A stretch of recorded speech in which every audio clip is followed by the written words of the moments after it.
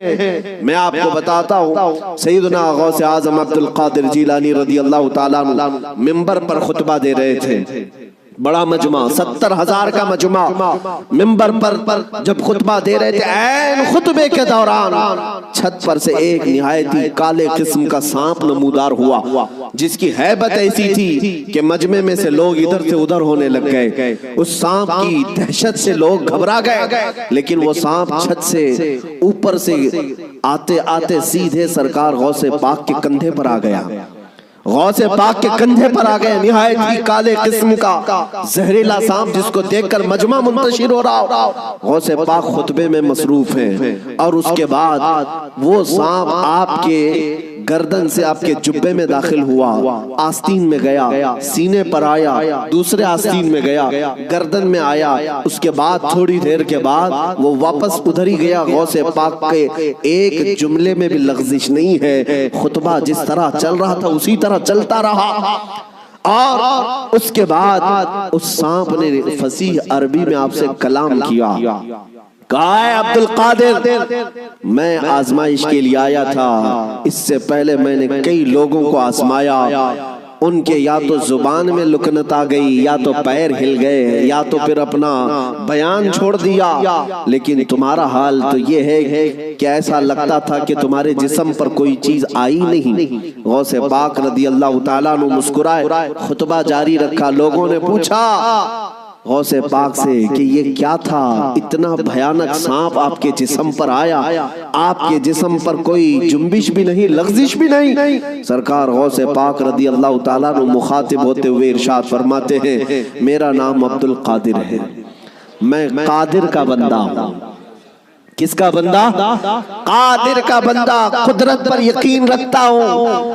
مجھے اس بات پر یقین تھا کہ اگر میری موت آنی ہے تو اس سانپ کے ذریعے سے آ جائے گی، میرے ہلنے سے بچنے سے میں بچ نہیں سکوں گا، اور اگر میری موت نہ آنا ہو تو اس طرح کے سینکڑوں سانپ بھی میرے جسم کا کچھ نہیں کر سکتے۔ موت و حیات کی قدرت صرف میرے رب ذوالجلال کے پاس ہے۔ میں اسی یقین کے ساتھ خطبے میں مصروف رہا، وہ تو امتحان تھا، ٹل گیا۔ عزیزان گرامی وقار،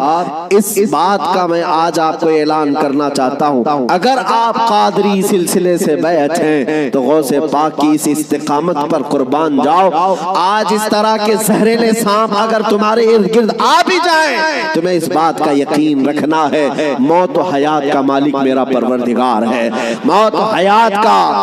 حیات کی قدرت میرے رب ذوالجلال کے پاس ہے۔ اور یہ یقین میں آپ سے کہتا ہوں کہ غوث پاک کے مقام تک تو نہیں پہنچ سکتے، لیکن واقعہ عرض کرنے کا مقصد یہ ہے کہ ہم قادری غلام ہیں، قادری کتے ہیں، ان کی نسبت سے اگر ہمارے سینے میں تھوڑا بہت بھی اگر شجاعت کا جذبہ آ جائے تو میں سمجھتا ہوں کہ میرے عزیزو آج اس روئے زمین کا منظر ہی بدل جائے گا۔ لوگ دیکھ چکے تمہیں ڈرا کر کے، دھمکا کر کے، انہیں یہ اندازہ ہو گیا ہے کہ یہ تھوڑے پیسوں میں بک جاتے ہیں یا خوف سے تھر تھراتے ہیں، ڈر کر کے بھاگ جاتے ہیں، اس لیے دنیا تمہیں ڈراتی ہے، دھمکاتی ہے۔ لیکن جس دن تمہارے قدم ڈگمگانے سے رہ گئے، میں یقین کے ساتھ کہتا ہوں بجلیاں آئیں گی، طوفان آئیں گے، لیکن تمہارا کچھ نہیں ہو سکے گا۔ اللہ کریم تمہارے استقامت پر مدد نازل فرمائے گا، اس لیے کہ قرآن میں وہ کہتا ہے ان الذین قالوا ربنا اللہ ثم استقاموا تتنزل علیہم الملائکہ، بے شک جو لوگ اللہ کو یہ کہتے ہیں کہ ہمارا رب ہے اور پھر اس پر جمے رہتے ہیں، مولا فرماتا ہے ان کی حفاظت کے لیے مولا فرشتے نازل فرماتا۔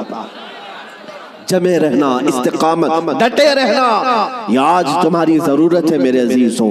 طوفان آئیں گے، آندھیاں آئیں گی، لیکن یہ نہیں ہے کہ تم میدان چھوڑ کر بھاگ جاؤ۔ دیکھو موت تو آنی ہے، کسی ہاسپٹل کے بیڈ پر آئے گی یا گھر کی چٹائی پر آئے گی، کہیں نہ کہیں آنا ہے، یا کسی حادثے میں یا کسی بیماری میں۔ لیکن اگر قسمت سے موت اس حال میں آئے کہ میں میرے نبی کا پرچم بلند کر رہا ہوں، نبی پاک کی عزت کی بات کر رہا ہوں، اور اگر اس حال میں موت آئے تو اس موت کا کیا کہنا۔ میرے عزیزوں، بزرگوں نے فرمایا جو ناموس رسالت پر مر جاتا ہے، روح نکلنے سے پہلے وہ اپنے سرانے پر مصطفیٰ کریم کا دیدار بھی کرتا ہے، نبی پاک صلی اللہ تعالیٰ علیہ وسلم کا دیدار کرے گا۔